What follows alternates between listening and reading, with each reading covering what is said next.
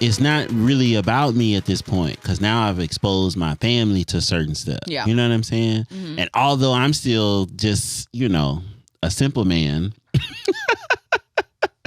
but being able to do things like, take my kids places when before we couldn't do it. Yeah. You know what I mean? Like that, it was just, and to still have, like, we still talk about first, like the first black woman or man to do this. I'm having those like almost all the time. Yeah. Like the first time we could just hop and go to Disney World just on Monday, we going on Friday, right? Like, you know what I'm saying? Yeah. To like think about, to have that freedoms to just take the kids to Florida. We staying at the Grand Lakes and this, you know what I mean? We really don't have to leave the area, but the service you're getting, exposing our family into a different arena. It's like, what are you going to do? You can't like not continue to press forward to do it. So it becomes the pressure. It becomes the challenging work, but then, hey, everybody you can't handle the weight of the crown, but most people want it. No, and it's also that's the other side. Most people don't talk about. It's like a garden, because you still got to keep out the vultures who trying to come and get your stuff, who trying to come get you, and that's everybody between the tax man, this person, the feelings, the jealousy, the enviness, right? Then the loneliness sometimes you might have to deal with. And the personal accountability, right? Yeah. Because with wealth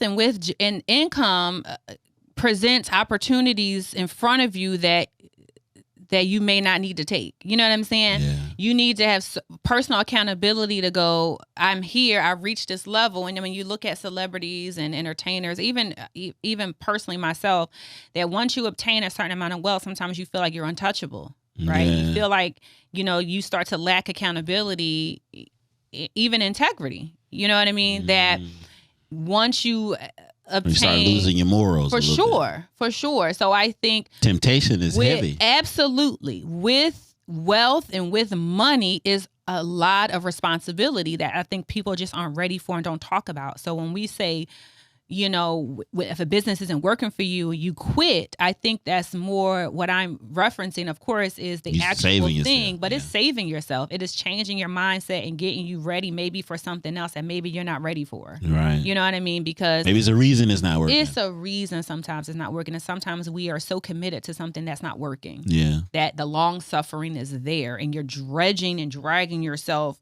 through the quicksand. Yeah. Of struggle and strife, and really God is trying to keep you away from something that you don't need to be in. Definition of insanity: doing the same thing, hoping for different results. For sure.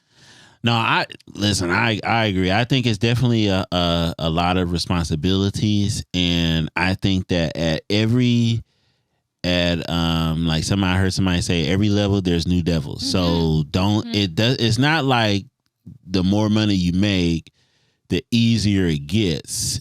Certain aspects it gets a little bit easier, access get a little easier, but then the easy things become a little bit like temptation. So we watched David fall for what he did. We watched Solomon do the same thing. Great men, but they all failed due to women, right? And most businesses or most wealthy people do the same thing. You got even the greed of money. So you think about what's my man's name who pulled off the scam? Madoff? Yeah, Madoff, right? I mean, that was just real. I mean, but that was all power and greed. No, for sure. But I think he started off. No, he started off good. He started off working at an accounting firm. He started off making money. When he started his investment firm, it started off for Ponzi. He started off really. I don't think he ever traded. No, he started off really trading. Okay. It just quickly pivoted into we could just stoop and then do this, and we could just and we can get a new building, get the 7th floor. Nobody knows what's on this floor but me and we can make it work. That's that depreciation. It's a phantom. It's a phantom expense. It's a phantom. Right, but for sure, I think you still have those people who they're just devilish. You intentionally are looking to destroy a thing, right? Yeah. But even in that scenario, you think about think about Adam and Eve and the snake in the garden, I don't right? think most people go into something with most people, right? There's always outliers. Don't go in there with the intent to do harm. For sure. Yeah. For sure. Small people. I think when people say, I want generational wealth, I want to be financially secure, I want to be an entertainer, I want to be the best this, the best that, and they start to obtain those things, by any means necessary, then Pandora's box is open. Yeah. And there's a new set of challenges and decisions that you didn't even think was even an option. You're like, wait, what? This is a thing? I didn't even know. Because when you look at Madoff, what was so interesting to me was, like, he made so much money off scamming people out of their money. And he knew at some point this thing had to, like, tip over. And what were some people doing? 401s, IRAs? No, I think that was just like stock investing. Almost like Wolf of Wall Street, like the penny investing. They weren't doing like 401. They was taking their retirement. He was taking the fire, the teacher pensions. No, pensions. He was. And investing it. Okay. Or thinking about taking money, flipping it and giving it back. Right. But when you look at it, and the teacher's pension, the firefighters, they lost all their money. And individuals save up for retirement and then pull their money out for it to still grow while they're in retirement, and they lost their money. Absolutely. And when you think about it, the only thing that really turned him in was his own morals. For sure. Like, because he was untouchable. The SEC came out 2 to 3 times, passed the inspection.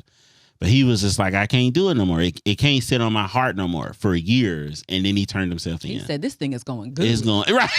I can't quit. We're going to keep it going. I can't quit. Right. It's no quitting. It's no quitting. No quitting. We committed. I am making a profit. But then he started to see the turmoil inside. He started dealing with it, battling with himself. Because it's the only way he got caught is he turned himself in. He like, I'm going to admit like to 90. it. I mean, he probably was like, I didn't flew enough that private part jets. I didn't really know. He was old. When he turned himself in? What? Bernie Madoff was like 80-something years old. He was in the latter part of his life. He said, well, I'll live the last... What? 20, 30. And what do you do with that money? And his family. What they sold his assets. His sons killed themselves. Yeah, because they was going to be poor. I mean, they probably was like, we don't want to be poor.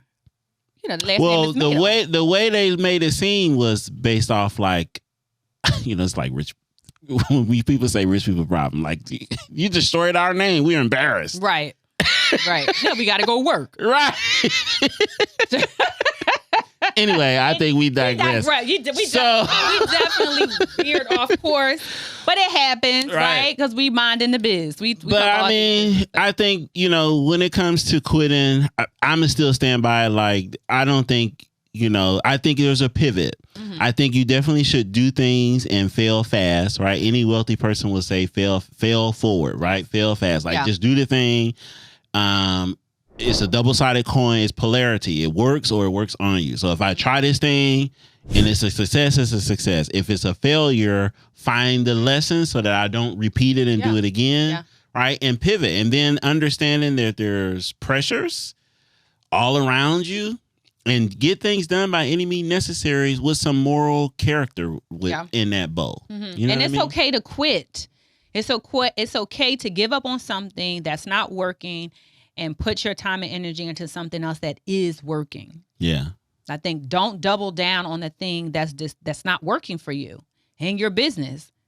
And that's with anything. That's if we talk about classism a lot on this show, right? Because we think that racism is not that it's not there, but it's oftentimes a smokescreen for classism.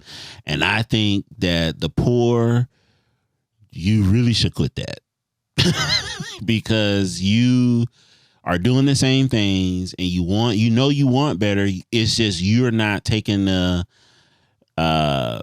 right steps to do better, to get better, to change your situation, to stop working at the jobs that you're working in, to build up a skill. You don't want to invest that time in, and that's probably where it comes in, because it is time. You don't know the timing, but if I spend years building in myself, reading the right books, being around the right people, trying to do the right things, I might be a 10-year, 15-year overnight success.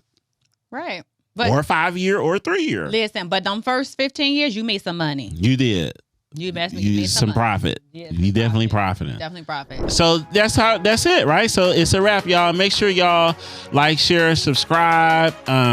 Leave your comments in the comment section. I read them. I be reading all of them. So the good, the bad, the ugly. I'm like 2 days behind. Yeah, we read them. We read them. We are engaging in them. We're trying to figure out how we could get better. We're actively not quitting and working on developing ourselves. We got a 3-year plan, y'all. Yep. We've seen growth. It gotta work. We have. We've seen growth. Long as it's forward. That's all I ask for. Listen. It works. So make sure y'all like, share, comment, subscribe, hit that bell button, and we'll see y'all in the next episode. Don't forget to keep minding your biz. Peace.